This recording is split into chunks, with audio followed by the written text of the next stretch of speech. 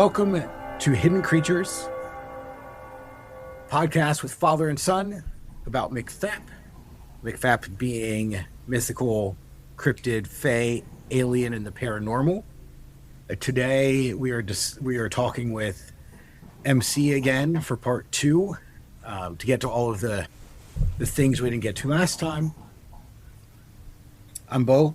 I am the father in this duo. I am Rainey. That's it. You're just Rainey. You're not going to explain your role in this adventure. No. Good.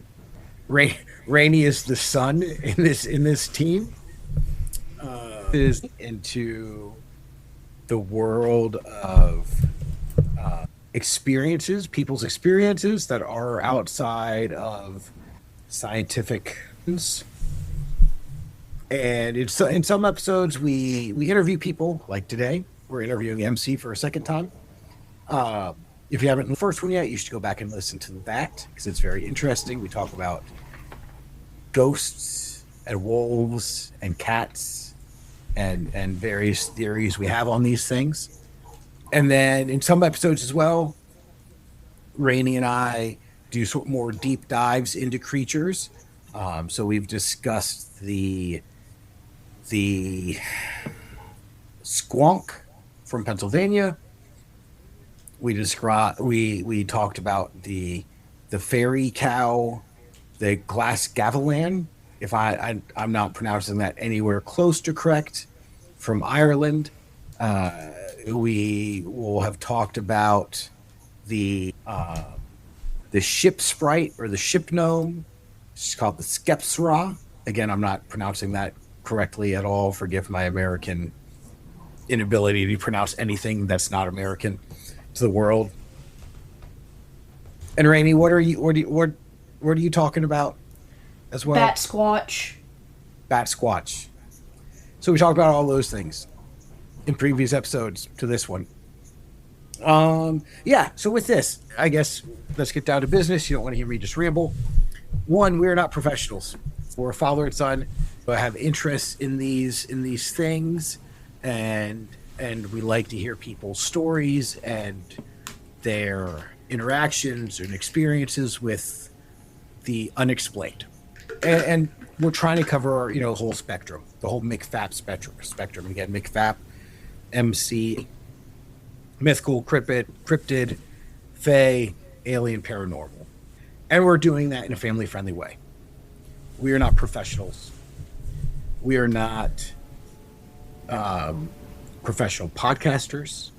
We're not professional journalists. We don't know how to do this.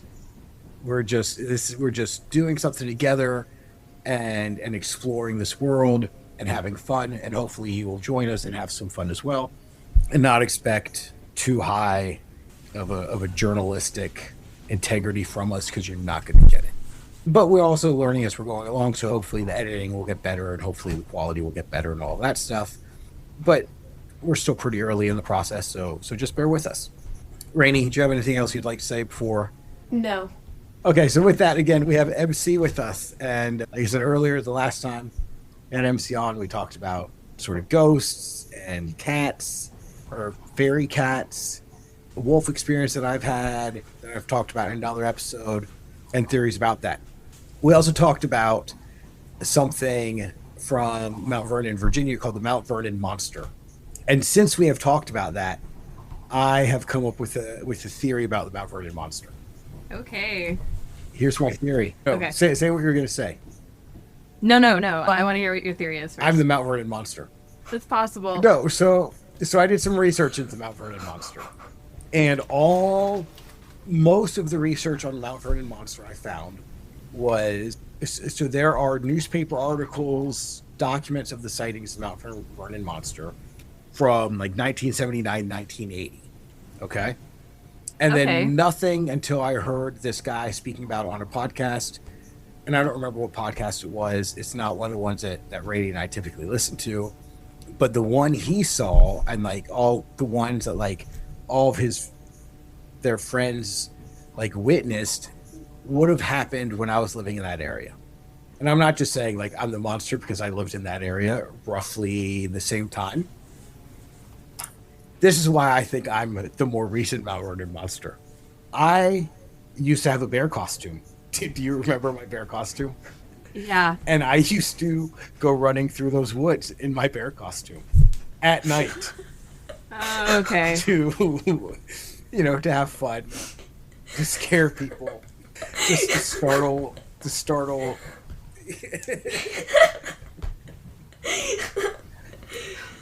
That's my, All right. Well, put that one to rest.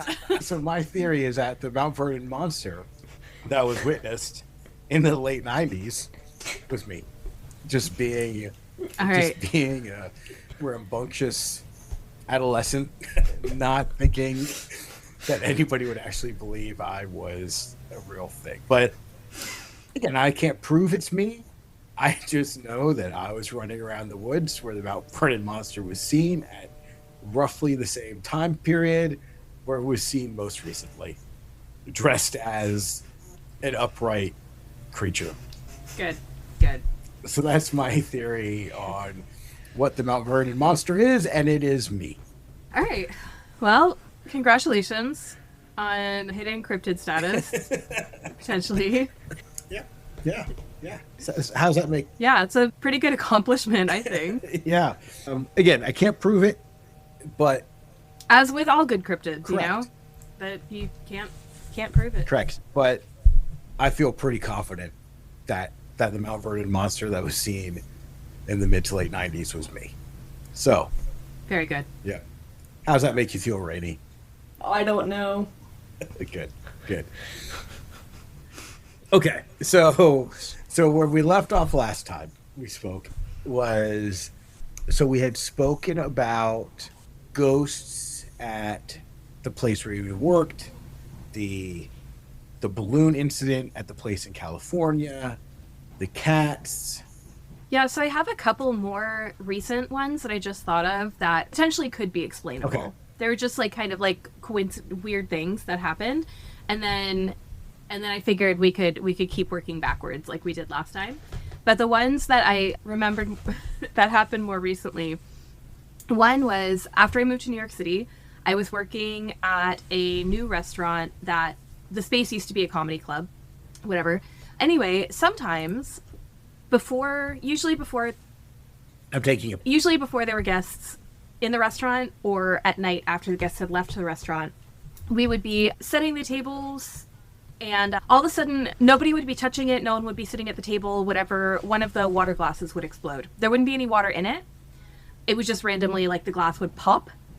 And also, like, one of the explanations might be like, oh, well, maybe it was in a hot dishwasher and then it cooled down too quickly or like something, but the glasses had been stacked overnight. Like, they hadn't just come out of the dishwasher or anything like that. So there was one time that a guy who had been a bartender, he became a manager, and he was sitting down in the office, and I guess he was just watching the security cameras, whatever, and he actually saw one of the glasses explode.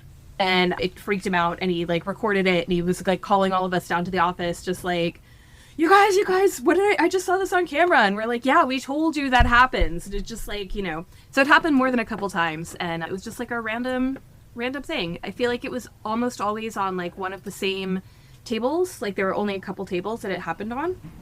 Cool. So Cool. So he saw it like on camera as it was. yeah. And then he recorded it, and then he just kept calling people into the office and being like, you guys, look what happened. And we're like, yeah, we know. We've seen it with our own eyeballs before. But it was kind of cool that he actually was watching when it happened and was able to record it. That's cool. Yeah. And then the other thing happened much more recently. So I have been making trips down to Virginia to kind of take care of a family member's house and rehome some pets and things like that. And before I made the first trip down there, where I was going to be staying in the house by myself, I all of a sudden got this really weird fear that the house was haunted. And I know it was just like I just felt really nervous about it for some reason. I feel like there's good reason to be afraid of that with this particular house, because the layout of the first floor is a little bit weird. There's a kitchen, totally normal. There's a living room, totally normal. And then there's this big, long room on the end of the first floor that seems very awkward. The reason for the room was viewings and wakes used to be held there. So the house is across the street from a church, and on the front porch there's like a normal entrance, and then there's like a big double door entrance. And apparently the reason for the double doors was so that they could easily bring coffins in and out of the house for when they needed to have wakes and viewings. So anyway, I got down to the house. It was totally fine. I felt silly for feeling nervous about it anyway. I was kind of watching TV and hanging out with the cats, and real cats. And I kind of noticed that like one of the lights in the room was flickering. Kind of just kept turning on and off, whatever, but didn't really, honestly, I didn't really think much about it. And then the following night, one of my sisters came to join me, and the light wasn't having problems anymore. And that's kind of when I noticed it, and I was like, hey, does that light ever flicker? Like, is there like an electrical problem or something? I just realized that last night, the whole time I was sitting down here, the light kept turning on and off or flickering or whatever. And she was like, I don't know. I've never noticed that before. So on further trips that I've taken down there, one trip I took down after I left the house, I realized that I was missing this little gold bracelet that I wore every day. And I figured I was never going to find that gold bracelet. It's just like a really slender gold chain. And I didn't know if it had fallen off in the car or if it fell off at the house or whatever. I thought I had it on when I had woken up that morning, but I couldn't find it. Another trip that I made down, I was supposed to find a watch and bring the watch back to New York with me. And I had found the watch. I had it on my nightstand, or, the bedside table in the bedroom I was sleeping in overnight. I thought I had packed it, but when I got back to New York, the watch was not in my bag, and I was kind of freaking out. And then the next time I went down there, I did not see either of those items. And more recently, I went down with my husband, and I told him I was kind of nervous about taking my rings off to sleep at night because it just seemed like every time I had a piece of jewelry down there, it would disappear. And I was worried that if I took my rings off to sleep, I wouldn't be able to find them in the morning. And I told him about the bracelet and the watch and whatever. And he just started looking around everywhere for the bracelet. And I was like, you're not going to find it. It's a really slender gold chain. It's, you're not going to find it. And then I was moving things around. I guess we were just like randomly looking for the watch and the bracelet. And the watch was behind some pillows on a bench at the end of the bed. And I was like, that's a weird place for it to be. I know I didn't put it there. If someone else was putting it somewhere for safekeeping, I would think they would put it in a drawer, or something. Like, they wouldn't put it behind the pillow on the bench. But whatever. And then I got up to take a shower in the morning, and when I got back to bed, I started making the bed, and in a little pile under the edge of my pillow, I found the gold bracelet. So I'm not sure how that happened. My husband did not find either of those things. I'm sure there's some kind of logical explanation, but Mom would probably say it was brownies. Yeah, so yeah, could be logical, or it could be that there was some kind of little house spirit that was messing with me and then was like, you know what, you're having a hard enough time. Here you go. You can have these things back. I'm sorry I took them. Yeah. Something mischievous was afoot. Yeah. Okay. Yeah. So now I'll go back and talk about things from earlier. So where did we leave off? High school. So we had talked about, all that other stuff. And then you had mentioned like you see people pretty frequently. Used to. I used to. I got really scared one time and I kind of stopped. Right. And that's what you said. Okay. So yeah, when I was a kid, I used to see people who weren't at least on the same plane that everyone else is on. They looked normal. But for example, one time I was a passenger in a car driving on the freeway, and there was a man walking down the side of the freeway. But when we passed him with the car and I looked over my shoulder, he wasn't there anymore, and no one else in the car had seen him. I saw an elderly couple walking down the sidewalk in our neighborhood, but they kind of passed, behind a tree, and then they weren't there anymore. They didn't come out either side. They hadn't, whatever. Yeah, so I just used to see people around, just, but they never interacted with me. It wasn't really that scary. It was just, they were just going about their business and whatever. And they weren't like, it wasn't typically like it was usually outside that I would see them. When I would be in places, sometimes I would get physical sensations. that made me really uncomfortable. Like it felt like someone else was in the room or something. For example, at one point I was living in a house and the way that my bed was oriented, sometimes I would be sitting in bed and I would feel like there was someone at the end of my bed, and it would freak me out to the point that I would leave the bedroom and I would be like scared to stay in the bedroom by myself because it really felt like there was somebody at the end of my bed. And then I found out that the family that lived in that house, the grandmother had basically been in hospice with them. And when she was dying, her bed had been in that room and it had been oriented in such a way that the head of her bed was perpendicular to where the foot of my bed was. So that's where she had been laying. Like the area that freaked me out, that it felt like there was a person there, had been where she was laying while she was dying. So anyway, there was one time when I was still a child, I was spending the night at an adult family member's house with a cousin who was around the same age as I was. And we were staying up late and we were kind of like messing with our hair and like, playing around, little girls, whatever.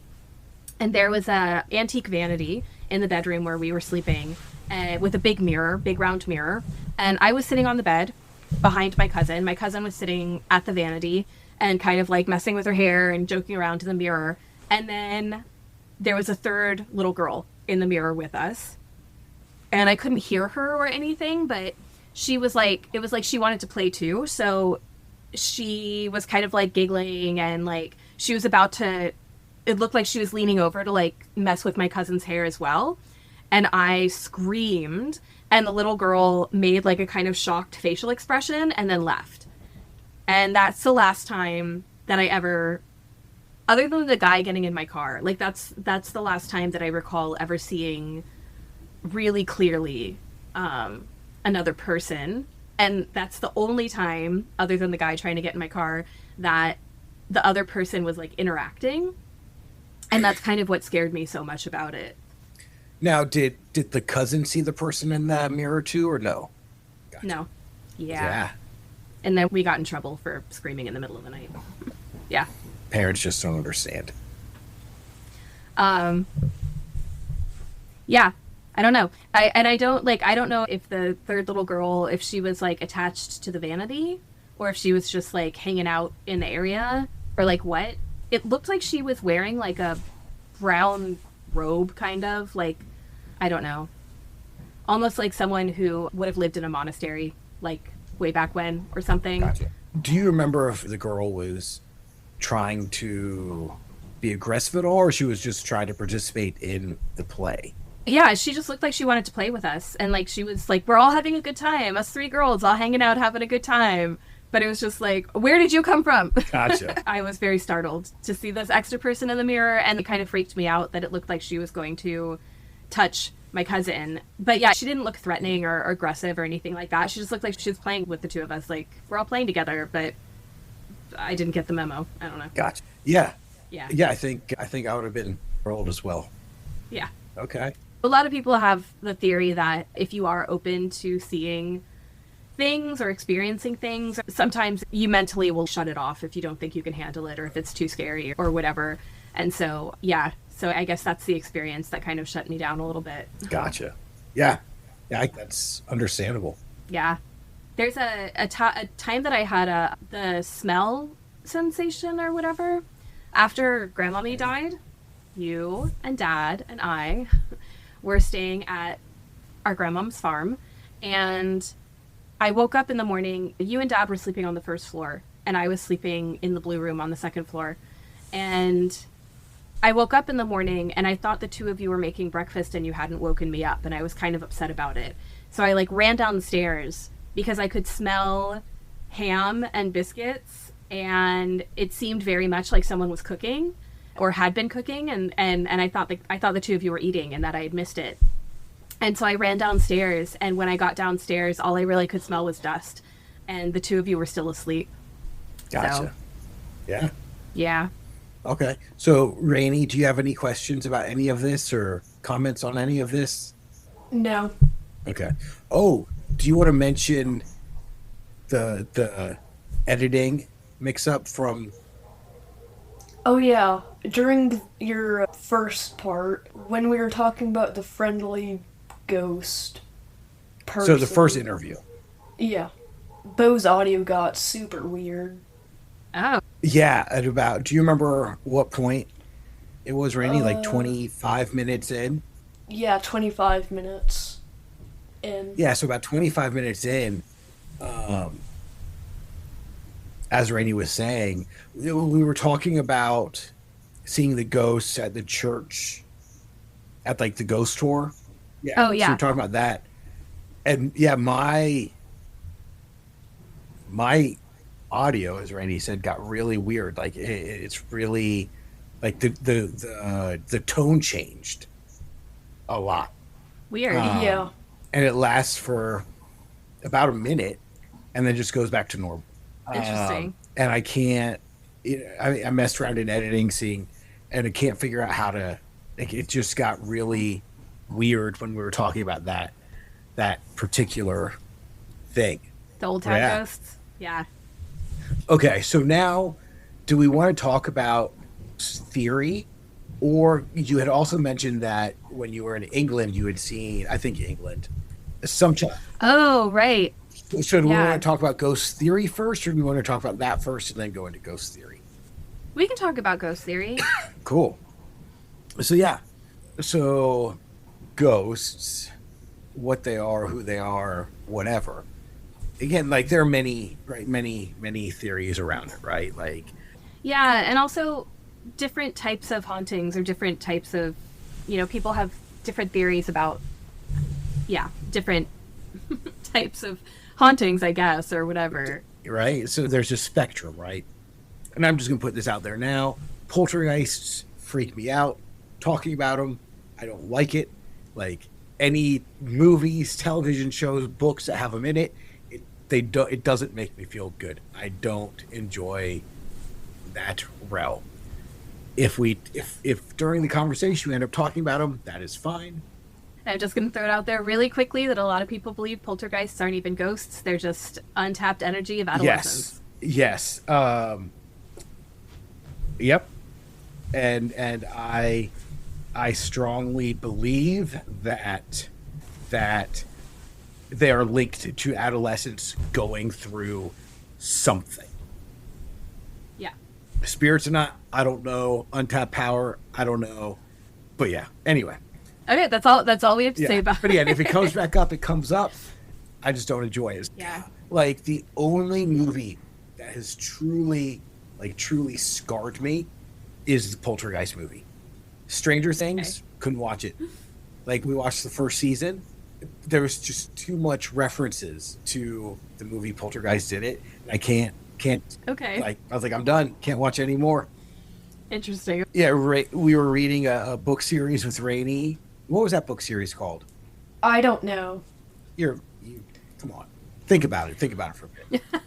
I can try to find it Yeah, trying to super find it quickly. Okay. Yeah. So it's about this girl. She's like 12 or 13. And she had a near death experience. And ever since that, like she can see ghosts. And she's sort of like a teenage sleuth who has this ghost friend that helps her. And each book is about her figuring out different mysteries surrounding ghosts. And she can sort of slide back and forth between the living realm and like the ghost realm, if that makes sense. Okay. And the first book was really good, enjoyed it. Like, cool, we can deal with this. The second and third one got into poltergeists. And after the third one, I was like, I'm done. I can't. Like, I don't know if they're anymore. I can't do this anymore. Yeah. Okay. So there's also there's a thing that people call intelligent hauntings, and that's where they actually think there are entities that are moving stuff around and interacting and whatever. And then, like I said, a lot of people feel that poltergeist activity is actually just energy coming from adolescents who don't necessarily, it's out of their control, like they don't necessarily know what they're doing. And it seems like ghost activity is because things might break, things might fall, or like whatever, but there's not necessarily an entity that is ever attached to it Yeah. or whatever. So yeah. So we can move, but yeah. So people who think about ghosts or talk about ghosts, whatever, think that there's like a variety of different types of hauntings. So there's like, oh, maybe Rainey found it. Did you find it, bud? I did. It's called the Cassidy Blake series. Say that again. Cassidy Blake series. Spell it. CASSIDYBLAKE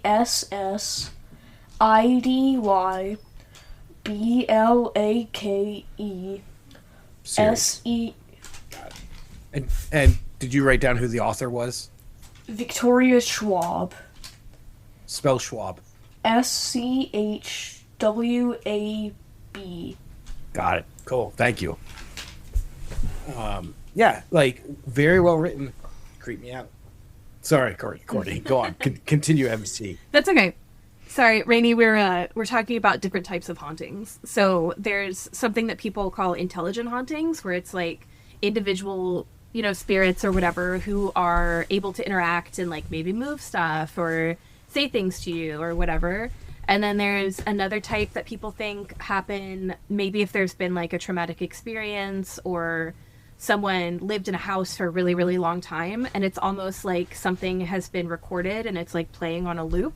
So you might hear someone walking up the stairs every night, or you might hear, I don't know, you might see a person, turning the same corner. Like every time you see this person, they're turning the same corner or something like that. And it's because kind of like the house or the person's energy or whatever has kind of like made a recording, but it's not an intelligent haunting. Like it's not a ghost you can interact with or something. It's just like it's been imprinted. Like this moment has been imprinted on the space.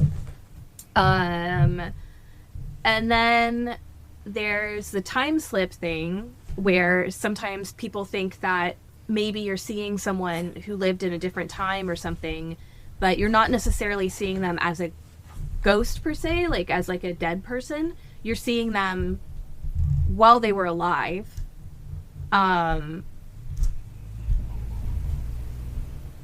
so like, for example, the guy that I saw walking down the side of the highway, maybe he was a ghost who was haunting the side of the highway, like maybe he died there or something like that. Or maybe what I was seeing was a guy who in the past had been walking down the side of the highway, and I was seeing him when he did that rather than in present time, if that makes sense. Can you think of any other types of hauntings? Yeah, and well, I don't know about other types of, well, so one of the people I've been talking to, and we're working at trying to get him on the show, he was saying that like sometimes, and I might not get the story 100% correct, but he was saying that sometimes people can manifest them, or that they can manifest themselves.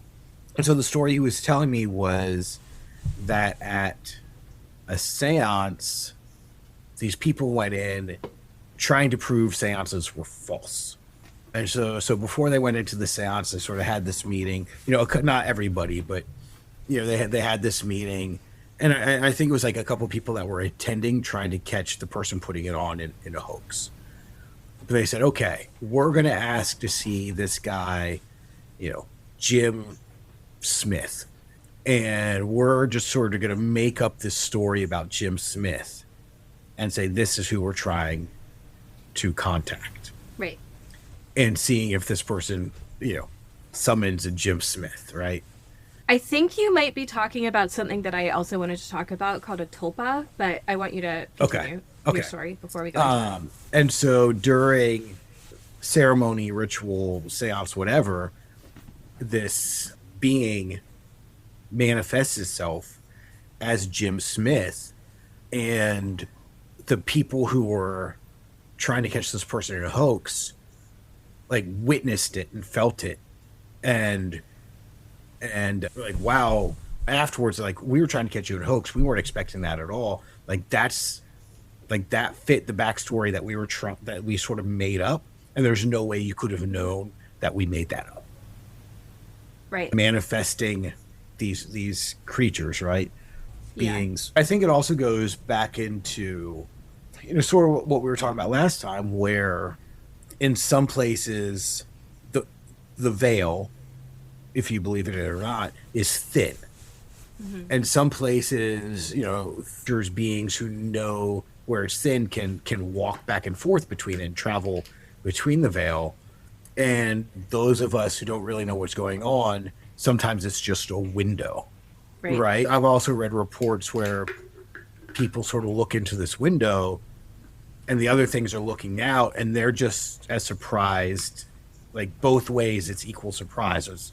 It's almost as if we are looking onto a scene from the 1700s and the people from the 1700s are looking through and seeing and equally amazed because they're seeing people dressed and looking and doing completely different things than what they're doing. So there's an equal state of amazement, wonder, awe, shock, like coming from going in both directions. So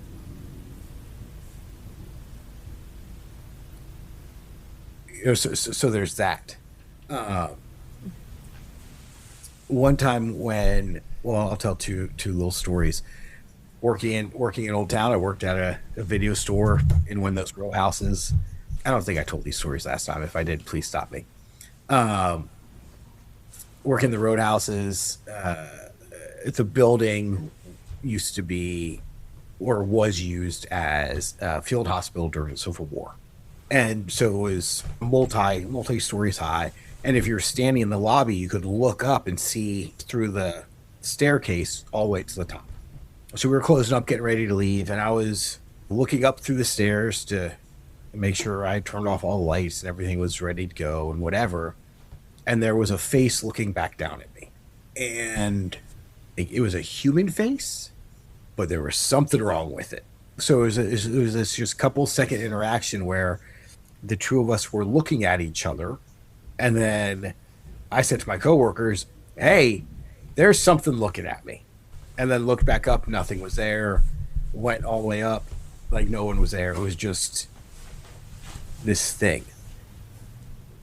And then another time I was vacuuming one of the upper levels, and the owners had children. One was pretty young. And so I was vacuuming one of the upper levels, and the room I was in didn't have a plug access in it. So you had to plug it, like the vacuum in out in the hallway. I was vacuuming, vacuum came unplugged. So I plugged it in, vacuuming, came unplugged. Plugged it back in. I was like, okay, I'm going to pay attention this time to make sure I don't pull the plug out of the wall. As soon as I turned the vacuum on, hadn't even moved it, the vacuum came unplugged, and I heard what sounded like a little kid running down the hall laughing. So I went around to where the kids usually hang out and calling his name. Like, "Hey, quit. Like, I need to get this done so we can open, get you're having fun, whatever." Couldn't find the kid anywhere. So went all the way downstairs, talked to the guy who was opening with, and I was like, "Hey, where's the kid at?" He's like, "The kid's not here." I was like, yeah, he is. He's been unplugging the vacuum while I've been vacuuming. What are you talking about? So I just heard him. Like, I was just up there. He unplugged the vacuum 3 or 4 times. I could hear him running down the hall laughing every time he does it. But he's here. I just want him to stop so I can vacuum. I said, I have no problem playing with him afterwards, but I just, we need to get this done so we can get open. Again, they aren't here. Oh, that's interesting. I don't know what theory that sort of falls into. Yeah, that kind of sounds like an intelligent haunting. There's also, I doubt that what I'm about to say is what that was, but there are non-human spirits who may be malevolent, maybe not, whatever, but they... You're going back to the seance disguise thing. Right? No, okay. No, okay. not yet. But this could be related. They disguise themselves as like children or something that would be less, that kind of like makes you drop your guard. So there have been a lot of reported hauntings where someone is certain that it's like a little girl that's haunting their house, or, a little boy who's haunting the hospital, or like whatever. But when mediums or whatever are brought in, they're like, that is not a child. That is not a child. Like, that is something else that is making you think it's a child, because that is, because you're less threatened by a child. but that's not what it actually is. That is not its true form. With the seance thing, I have two different views on that. One, it could be some sort of spirit or being or whatever that's coming through, but it's taking the form that these people thought up because that's what they're expecting. That's more palatable, like whatever. But the other thing that I mentioned, a tulpa, is one way that like some people kind of explain some cryptids and stuff like that as tulpas, or ghosts can be tulpas. And it's an energy or like a mass, a form, like something that is brought into being through the thoughts of through people's thoughts. So it basically, like, people thinking about it have brought it into being. So for example, there was an experiment done to create a ghost. I want to say it was Matthew was the name of the ghost, and it was a little boy, and basically these people participated in this thought experiment to see if they could create a ghost, and they did. And sometimes, like, so people have this theory that, like, for example, if a cryptid has existed in the mythology of a group of people for a really long time, then those people, it's kind of ingrained in them. They're almost expecting to see it. And so they do start seeing it, or they start seeing evidence of it, because not because this thing actually existed on its own ever before, but because so many people are thinking about it and expecting it, and it's just like part, you know, it's just like something that they worry about or whatever. So it's brought into being through thoughts. Gotcha. And that's called tulpa? Like T-U-L? Yeah, I think so. Got it. Yeah. Rainey, what are your thoughts? I don't know. Fair enough. Do you have anything along these lines that you want to share? I don't think so. Okay.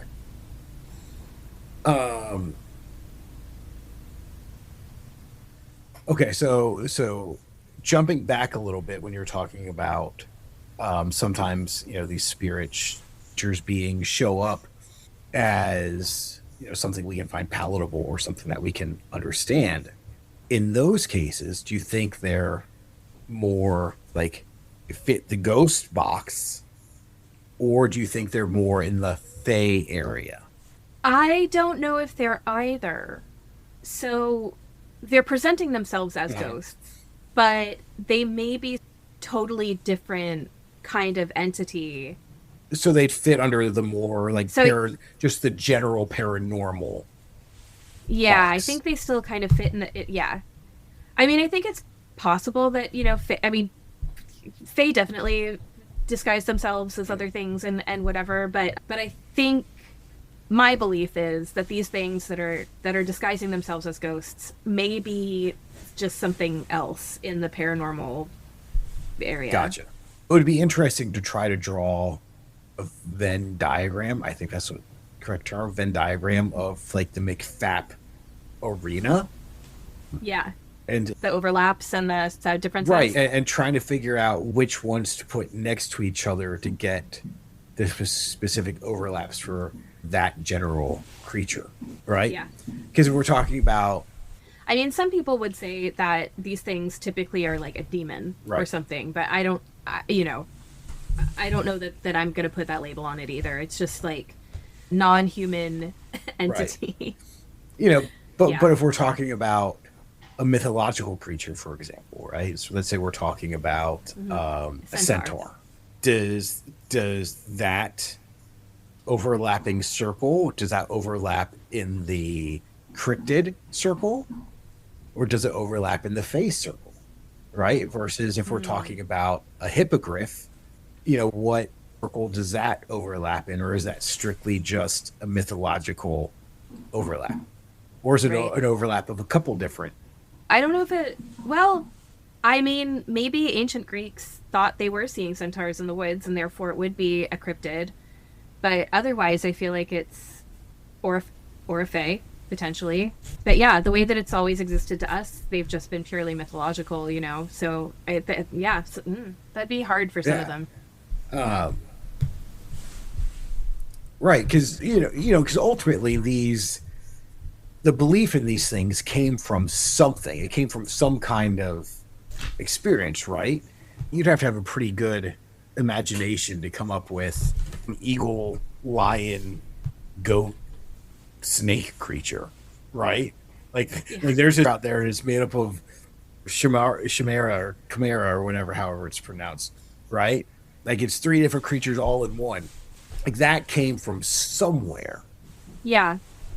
And I mean that I don't know specifically a hippogriff, but like sphinxes and those kind of like combo animals, those have been around since prehistory, Right. kind of as old as documentation, as old as sculpture, I guess. There have been those combo animals. It would just be interesting. I don't think we'll ever know for sure, but it would be interesting to figure out where the idea of these things first, like what was Yeah. that initial idea rooted in? Wait, sorry, you guys are frozen on my Okay. end. Oh, Okay. you're back. Was it rooted in just someone's imagination? And then what would be the purpose of that imagination? Or was it rooted in some kind of real life experience that that person couldn't really understand? Or did that person really see this weird, unexplainable creature? Yeah. Well, and I mean, there's also like sphinxes, for example, or some like griffins and things were carved to be protectors of temples and burial sites and things like that. So whether or not it's something that did come from someone's imagination, they kind of those sculptures were like imbued with their own power. Right. You Like know? gargoyles, for example. Was the myth really just like, hey, like we have these crazy wood people that are super superstitious and we don't want them to come and attack our churches, so we're going to tell them that we have these like crazy monsters that come alive at night and we'll destroy them, but they only come alive at night, and during the day they're stone, so they're sort of like trolls almost. Yeah. So like the Vikings won't come in and attack our churches because we have these troll gargoyle things guarding them. Yeah, I mean, I just think it's fascinating. But I think we're getting off topic. Using that to segue into the Fey world, you have traveled to lands across the sea. Yes, I have. You've even lived in one or two of them. So yeah, tell us let's go there. Okay. So, one summer when I was in middle school, I was staying with a family in England, kind of in a rural part of England. I don't remember exactly where. I just know it was near a military base, and I could walk into the nearest town, but the town truly just had one street. It was very cute. Anyway, the house where I was staying that summer, at the end of the neighborhood, there were woods, and you kind of would pass the fences of the last houses, and then there was a thick hedge, and then when you first get into the woods, it was a lot of old growth, and then if you went a little deeper into the woods, it was all new growth. So in the old growth part of the woods, there was a large tree that had very old climbing steps hammered onto it, like just little rungs of wood. And the lowest branch, I would say, was probably 15 feet off the ground, maybe a little less, but like more than 10 feet. And the grandmother of this family was very superstitious, and she had told me that she had a vision that if I went into the woods by myself, I was going to be kidnapped and it wouldn't be found. Basically, like, she thought I was going to be kidnapped by some sort of cult, some sort of like group of men or something like that. And I just kind of, thought she was talking crazy, and I didn't really have much to do, so I kept going into the woods. But I stopped very soon because I had this experience after she told me that I was going to be abducted.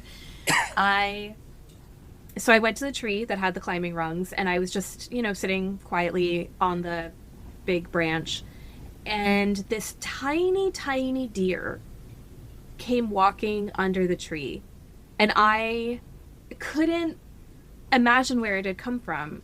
And it was like I in years since then, I've tried like Googling like what type of deer are indigenous to England, or like whatever, because it was crazy. This deer was like the size of a house cat or something, like it might have weighed like 10 pounds or something. and it didn't look like a fawn, but it was just this tiny deer, and it was grazing below the tree.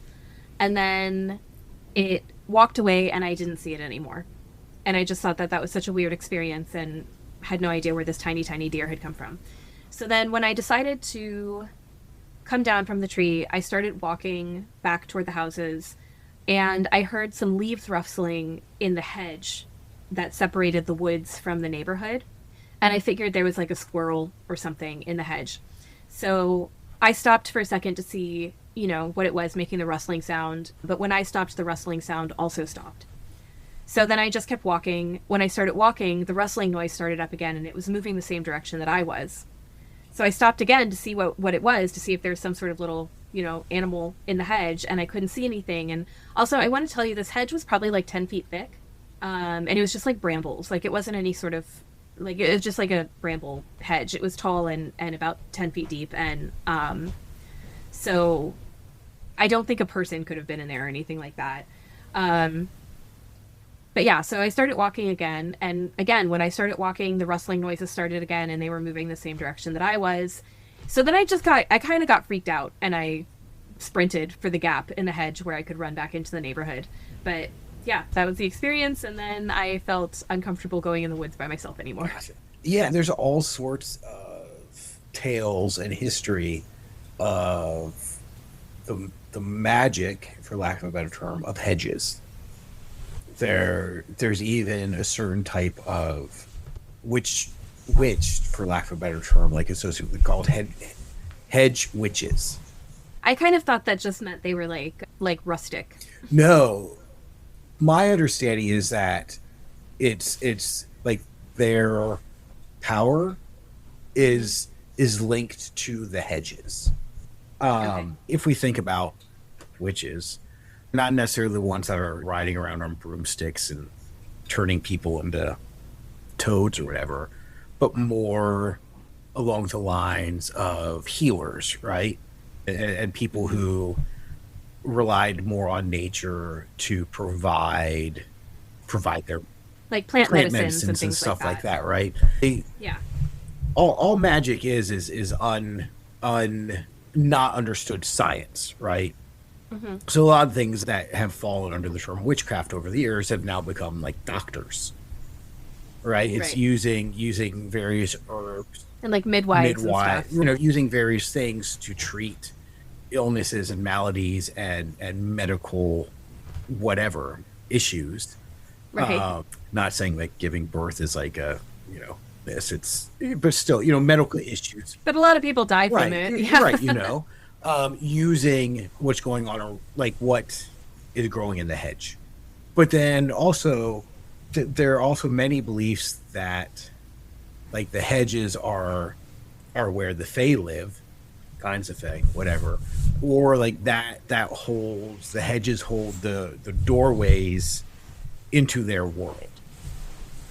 Mm-hmm. Rainey, what do you think about that? Yeah. Like, do you know what we're talking about when we're talking about hedges? Yeah, I do. Okay, just making sure. I think some Fae might live in them. Okay. Well, and even if you think about it more, just hedges and the whatever, like hedges were between, houses and the woods, right? So it was sort of that separation of safety and the unknown. Right. Yeah. So I don't know. What are some of your theories about the Fae? Yeah, Me? you. Oh, I don't know. So, I mean, a lot of the time when you're little, you're told that they're little winged sprites, cute little Tinkerbell. Disney, whatever. Yeah. Like the littles. But then, yeah. But then maybe you study up a little bit on like European lore and stuff like that. And like in Ireland, the reason that you call them the good people or the Fae or whatever is because they're actually quite dangerous and spiteful. And there was a race of people that warred with humans, and eventually they went underground. And that's one of the ways that you access where they live is through burial mounds. So like I guess some people think you can get to them through graveyards too, but back when it being buried with honors or whatever. You were buried. There's a burial mound that had, treasure and swords and things like that in it. They thought that those would open up, and that was where you accessed where the Fae were living.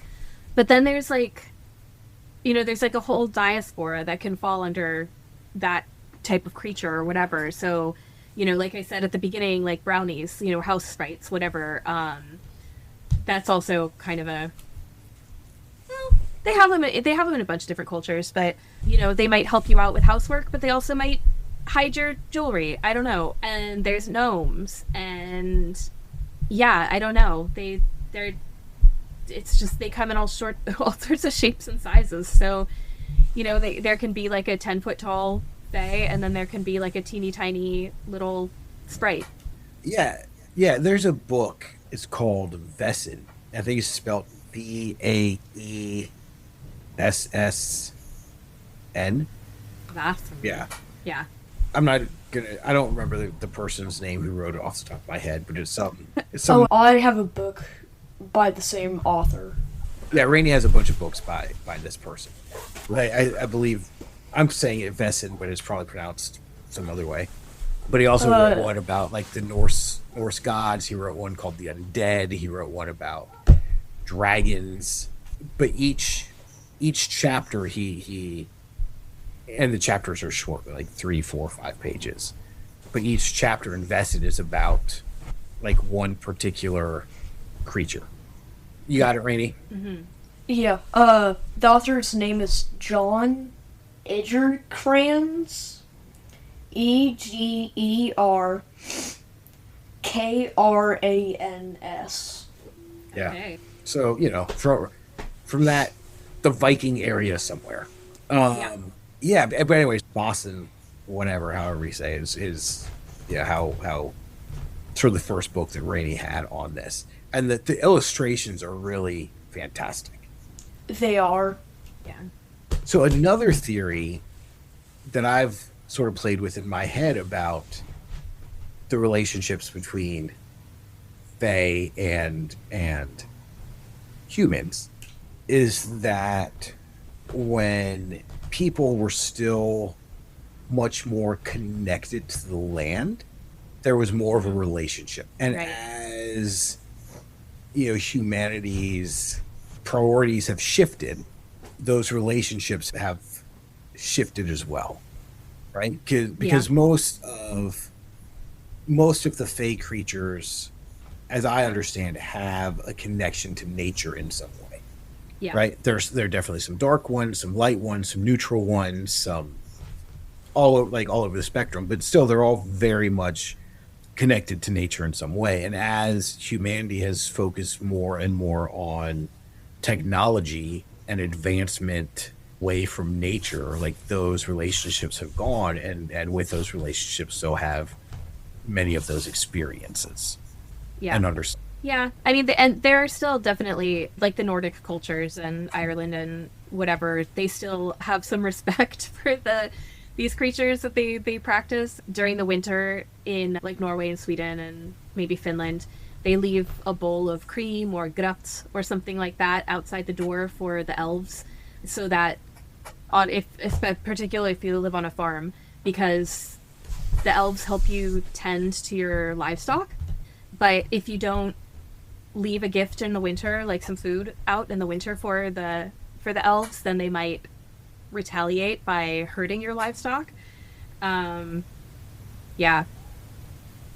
I was also gonna say, like, it's living in places like that, it's like so easy to believe that there are things around you. Like, during the summer the sun never goes down, and during the winter the sun never comes up. And even, we've gone camping in Alaska before, and I remember the first time, there was one morning, it was like, I don't know, it might have been like 3 a.m. or something, but the sun was up, and I just was having these bizarre waking dreams of that I was like convinced there were wolves outside the tent, going back to your wolf thing. But yeah, I think there's still some cultures that like embrace the relationship with these kind of nature spirits, and they're much more in tune with them. Yeah. Well, we went to Iceland a couple of years ago, and our first day in Reykjavik. We were walking around Reykjavik, and we wandered into a cemetery. And I don't think we realized it was a cemetery at first. I think we just thought it was a park because there were so many trees in it, right? And all of these trees were growing on people's like grave sites. Right. Whereas here in the U.S., it's cemeteries are very well kept, they're very clean, manicured. But this one, it was complete opposite. It was like you were walking through a wooded site, and every now and then there were these stones picking up, and it was just very, a very different experience. And then another day, we went to a place, and in the guidebook it said, like this is the place where they believe elves come from. Mm-hmm. And we got there, and sure enough, I was like, if I was an elf, this is where I would live. I would believe elves come from this spot. Yeah. And another day we went into, there was like a lava tube you could go down and walk around in and take a tour of. And it's commonly believed that is the entryway to hell. And Jules Verne wrote about it in Journey to the Center of the Earth. Like that's where they entered the earth to get to the center of the earth. And in that book, but going around in there, I mean, they're like, hey, look at that troll. And you look it over, and sure enough, there was a troll. Yeah. Like you can see the legs, you can see the torso, you can see the head, you can see the arms. Like, yeah, that's a troll. I get it. Yeah, it was just interesting. Rainey, do you have anything?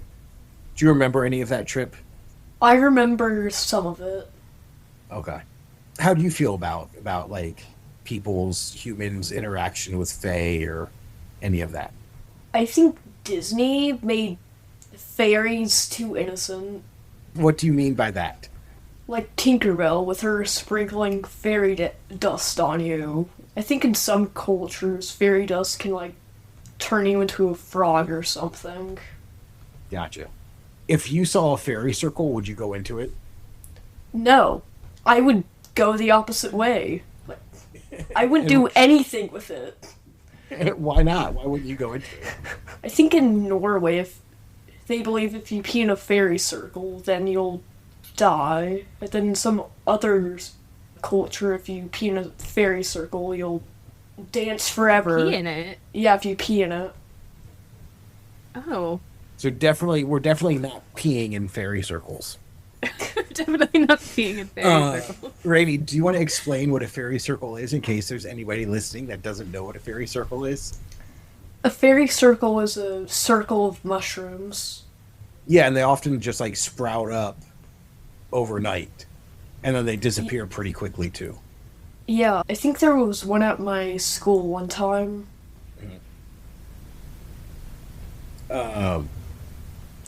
Yeah. How about destroying fairy circles? Would you ever No. check on them? No, why not? No. I think you'll become like greatly ill for the rest of your life or something. Gotcha. MC, what do you know about fairy circles? My understanding is if you wander into a fairy circle at the wrong time, you lose track of time in such a way that by the time you get out of the fairy circle, generations may have passed. It may be you get invited to a party and you're partying and dancing and it's really fun and it's great and you're like, oh no, it must be morning by now. I gotta go home. But when you go home, everyone you know is dead. not like, not that they've been gunned down or anything like that, but that, it's just so much time has passed. Hundreds of years have passed. And you may not have aged at all in that time. But there's also stories that when somebody comes back from partying with the fairies, once they realize how much time has passed, they'll turn into a pile of dust or something like that. Like once they realize the passage of time, it catches up to them. So, going along the lines of like fairy circles and what happens when we hang out with the Fae and whatnot, one of my understandings about the roots of like having a horseshoe over your door comes from the Fae because like Very phobic of iron, iron. right? Yeah, and iron or Yeah. various metals, but mainly iron, I believe, is like a ward or a protector to help keep the. Yeah, it's also like people will wear a like a nail, but not like a modern like a back like a blacksmith would make nails out of iron, you know, hammer nails out of iron, and people might wear like a nail around their neck or something like that to ward off fairies. Yeah, keep the fae away. Yeah. Or a ring, like some people would wear a ring made out of iron because they don't want to get kidnapped. Nope. Okay, cool.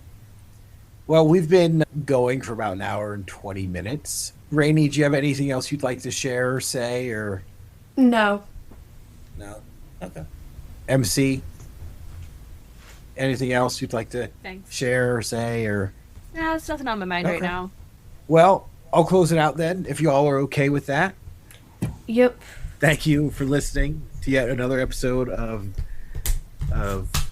Hidden Creatures, father and son exploration of the M.C.F.A.P. And that M.C.F.A.P. is M.C.F.A.P. Mythical, cryptid, fae, alien, and the paranormal. If you want, you can find us on the socials. We are not great about updating our socials. Probably Instagram is the best one. We're good at updating. But it's Instagram is at McFap_podcast. Facebook is just McFap, MCFAP. Blue Sky is mcfap.bsky.social. And if you want to email us, if you think you have a good story you'd like to share, or just want to give us some feedback, our email address is mcfappodcast, all one word, @gmail.com. Thank you so much. Thank you, MC, for coming on. And Thanks for having me. until next time, have fun. Hopefully you have some good experiences. And we appreciate you.